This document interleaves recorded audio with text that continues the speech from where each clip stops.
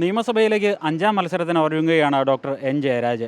ആദ്യം വാഴൂരിൽ നിന്നാണെങ്കിൽ പിന്നീട് തുടർച്ചയായി 3 തവണ അത് കാഞ്ഞിരപ്പള്ളി നിയോജകമണ്ഡലത്തിൽ നിന്നായിരുന്നു. ഇത്തവണ വീണ്ടും കാഞ്ഞിരപ്പള്ളി നിയോജകമണ്ഡലത്തിൽ നിന്നും ഇടതുമുന്നണിക്ക് വേണ്ടി 2ാം തവണ വോട്ട് തേടി ഇറങ്ങുകയാണ്. അപ്പോൾ മാറാത്തത് മാറുമെന്ന് NDA പറയുന്നു, മാറ്റമുണ്ടാക്കണമെന്ന് UDF പറയുന്നു. പക്ഷേ LDF പറയുന്നത് തുടർച്ചയാണ്. അപ്പോൾ കാഞ്ഞിരപ്പള്ളി നിയോജകമണ്ഡലത്തിലെ കഴിഞ്ഞ കാലത്തെ പ്രവർത്തനം വെച്ച് നോക്കുമ്പോൾ സാറിൻ്റെ ആത്മവിശ്വാസം എത്രത്തോളമാണ്? ഇവിടെ പറഞ്ഞത് വളരെയേറെ പ്രധാനപ്പെട്ട കാര്യം ഇടതുപക്ഷ മുന്നണിയെ സംബന്ധിച്ചിടത്തോളം.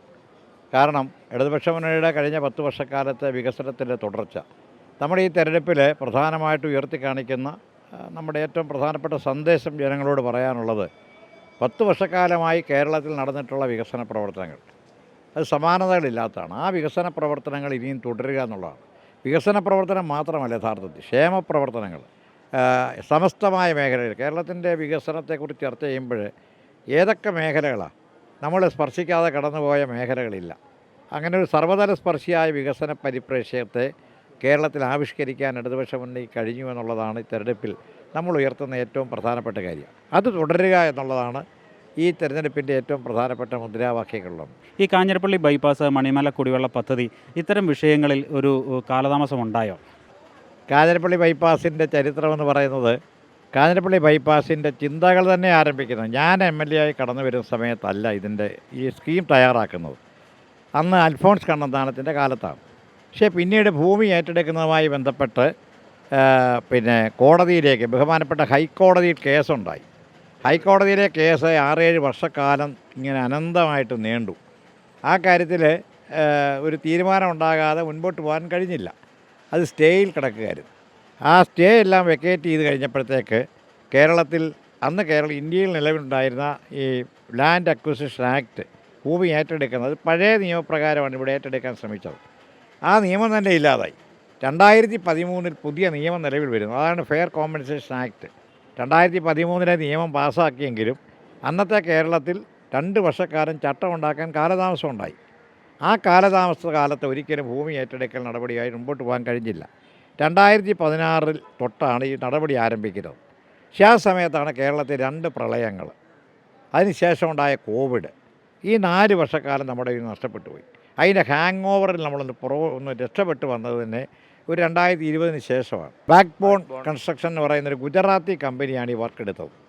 ആ കമ്പനി ഇവിടെ വന്ന് വർക്ക് അങ്ങ് ഉഴപ്പി. 1.5 വർഷക്കാലം അവർക്ക് വേണ്ടി നമ്മൾ കാത്തിരുന്നു. കാര്യമായ പുരോഗതി ഉണ്ടായില്ല, ഒരു 30% മാത്രം. അങ്ങനെ കമ്പനിയെ നമ്മൾ ടെർമിനേറ്റ് ചെയ്തു. വീണ്ടും റീടെൻഡർ ചെയ്തു. പുതിയ കമ്പനി വന്നു. തിരുവത്ത് കൺസ്ട്രക്ഷൻ എന്ന് പറയുന്ന കേരളത്തിലെ തന്നെ പ്രമുഖമായ കമ്പനി വർക്ക് ഏറ്റെടുത്തു. അതിൻ്റെ വർക്ക് ഇപ്പോൾ ഇവിടെ സ്റ്റാർട്ട് ചെയ്ത് കഴിഞ്ഞു. വർക്ക് സ്റ്റാർട്ട് ചെയ്ത് കഴിഞ്ഞു. 6-7 മാസം കൊണ്ട് ബൈപ്പാസ് തീരും. സാർ, ഇപ്പോൾ കൂടുതൽ കാര്യത്തിൽ കറക്റ്റാണ് പറഞ്ഞത്. കുടിവെള്ളം പൂർണ്ണമായി തന്നെ പൂർത്തീകരിക്കാൻ കഴിഞ്ഞിട്ടില്ല എന്നുള്ളത് നമ്മൾ അംഗീകരിക്കുന്നൊരു കാര്യമാണ്. കാരണം നമ്മൾ 2018 ഇത് നേരത്തെ ജലജീവൻ മിഷന് മുമ്പ് കുറേ ചെറിയ പദ്ധതികളുണ്ടായിരുന്നെങ്കിലും ജലജീവൻ മിഷൻ വന്നതോടെയാണ് നമുക്ക് വലിയൊരു പ്രോജക്റ്റായിട്ട് മാറുന്നത്.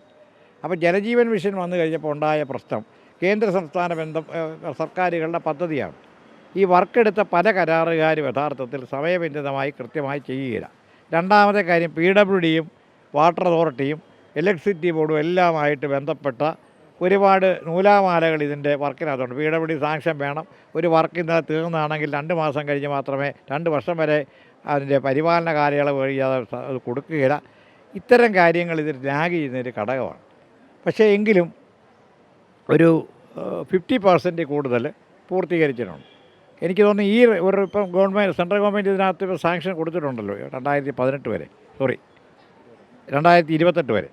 അപ്പം അതോടുകൂടി നമുക്കിത് കംപ്ലീറ്റ് ചെയ്യാൻ പറ്റും. LDFിൻ്റെ കാലത്താണോ UDFിൻ്റെ കാലത്താണോ മണ്ഡലത്തിൽ ഏറ്റവും കൂടുതൽ വികസനം ഉണ്ടായിട്ടുള്ളത്? LDFിൻ്റെ കാലത്താണ്. അതാണ് ഞാൻ പറഞ്ഞത്. 10 വർഷം കൊണ്ട് ഇപ്പോൾ എൻ്റെ വികസന രേഖ ഇന്ന് റിലീസ് ചെയ്യും. എന്നാൽ എൻ്റെ കൺവെൻഷനാണ്, അവിടെ വെച്ച് റിലീസ് ചെയ്യും. 2280 കോടി രൂപ ഈ നിയോജക മണ്ഡലത്തിൽ ചിലവായിട്ടുണ്ട്. കൃത്യമായ കണക്ക് മുഴുവൻ ഓരോ പ്രോജക്റ്റിൻ്റെയും തുകയും അതിൻ്റെ ഡീറ്റെയിൽസ് എല്ലാം അതിനകത്തുണ്ട്. ഒരു ബുക്കാണ്. അതിനകത്ത് ഞാനത് ജനങ്ങളുടെ മുമ്പിൽ അവതരിപ്പിക്കുകയാണ്. ഇത്രയും കാര്യങ്ങൾ ചെയ്തിട്ടുണ്ട്. ഇത് ചെറിയ തുകയാണോ? ഒരു നിയോജക മണ്ഡലത്തിൽ 2280 കോടി രൂപയുടെ വികസനം എന്ന് പറയുന്നത് അത്ര ചെറിയ കാര്യമല്ല. കിഫ്ബി ഒരു വലിയ ഘടകമായിരുന്നു, സഹായിച്ചാലേ പറഞ്ഞ ഘടകമാണ്. അല്ലെങ്കിൽ ഈ മേജർ വർക്കുകളൊന്നും ഏറ്റെടുക്കാൻ പറ്റുകയില്ല. എല്ലാം BM&BC റോഡുകളാണ്. കാഞ്ഞിരപ്പള്ളി ചെയ്ത എല്ലാ റോഡുകളും BM&BC, അല്ലാതുള്ള റോഡുകളില്ല. ഈ വ്യക്തിബന്ധങ്ങളുണ്ട്. അതേപോലെ തന്നെ പിതാവ് ഇവിടെ പഴയ വാഴൂർ നിയോജകമണ്ഡലത്തിലെ MLA ആയിരുന്നു. സാർ ഇപ്പോൾ തുടർച്ചയായിട്ട് 4 ടൈമിൽ MLA ആയിരുന്നു. അപ്പം സാർ ഈ കാലത്തിനിടയിൽ വലിയൊരു വ്യക്തിബന്ധം ഉണ്ടാക്കിയെടുത്തിട്ടുണ്ട്.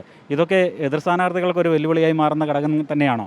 അല്ല, ഞാനതിന് വെല്ലുവിളി എന്ന് പറഞ്ഞാൽ ശരിക്കും വ്യക്തിബന്ധമുണ്ട്, നന്നായിട്ടുണ്ട്. എനിക്ക് പേരെടുത്ത് പറയാൻ പറ്റുന്ന രീതിയിൽ ഇവിടെ നിൽക്കുന്നതിൽ ഒരുപാട് പേരെ വ്യക്തിപരമായി പേരെടുത്ത് പറയാൻ കഴിയുന്ന, അത് ഞാൻ 10-20 വർഷക്കാലം കൊണ്ട് ഉണ്ടാക്കിയിട്ടൊരു ബന്ധമാണ്. അതെൻ്റെ അച്ഛനിൽ നിന്ന് കിട്ടിയ, കറക്റ്റാണ് പറഞ്ഞത്, അച്ഛനിൽ നിന്ന് കിട്ടിയ ഒരു വലിയ ഒരു പാരമ്പര്യവും ബന്ധങ്ങളും. പിന്നീട് ഞാനത് നന്നായി പിന്നെ അതിനോടൊപ്പം ഞാൻ അവരെ അടുത്ത തലമുറയിൽപ്പെട്ട ആളുകളെ എനിക്ക് ഇന്നടത്തെ ഒരാളാണെന്ന് പറഞ്ഞാൽ അടുത്ത ആളാണെന്ന് ചോദിക്കാൻ പറ്റുന്ന രീതിയിലുള്ള ബന്ധം എനിക്കുണ്ട്. അത് സത്യമാണ്. ഭൂരിപക്ഷം ഇത്തവണ ഉയരുമോ എന്നാണ് എൻ്റെ പ്രതീക്ഷ. അവിടം വരെ എത്തുമെന്ന് കരുതുന്നത്? ഞാനൊരു 10-20,000 വോട്ട് വരെ പ്രതീക്ഷിക്കുന്നുണ്ട്. തീർച്ചയായും അതൊരു വലിയ ആത്മവിശ്വാസം തന്നെയാണ്. കാരണം അത് ഈ കാലങ്ങളായി ഈ മണ്ഡലവുമായുള്ള ഒരു ബന്ധത്തിൻ്റെ ഒരു ഭാഗം കൂടിയാണ്. ഈ 4 തവണയായി ഈ മണ്ഡലത്തിൽ നിന്നും വിജയിച്ചു വരുന്നു. ഇവിടെ നടത്തിയ പ്രവർത്തനങ്ങൾ, വികസനക്ഷേമ പ്രവർത്തനങ്ങൾ, അത് ഇടതുമുന്നണി ഇവിടെ നടത്തിയ വിവിധ പദ്ധതികൾ, കിഫ്ബി വഴി നടപ്പാക്കാൻ കഴിഞ്ഞ പദ്ധതികൾ, ഇതൊക്കെ തനിക്ക് ഈ പ്രചരണഘട്ടത്തിൽ വലിയ അനുകൂല ഘടകമായി മാറുമെന്ന് തന്നെയാണ് ഡോക്ടർ N. ജയരാജ് വിശ്വസിക്കുന്നത്. അതാണ് അദ്ദേഹത്തിൻ്റെ ആത്മവിശ്വാസം. അതാണ് അദ്ദേഹം പറയുന്നത് കഴിഞ്ഞ തവണത്തേക്കാൾ ഇത്തവണ ഭൂരിപക്ഷം ഉയരുമെന്ന്. പൊൻകുന്നത്തു നിന്നും ക്യാമറമാൻ ജിത്തു കൃഷ്ണനൊപ്പം പ്രശാന്ത് ജോസഫ്, അമൃത ന്യൂസ്.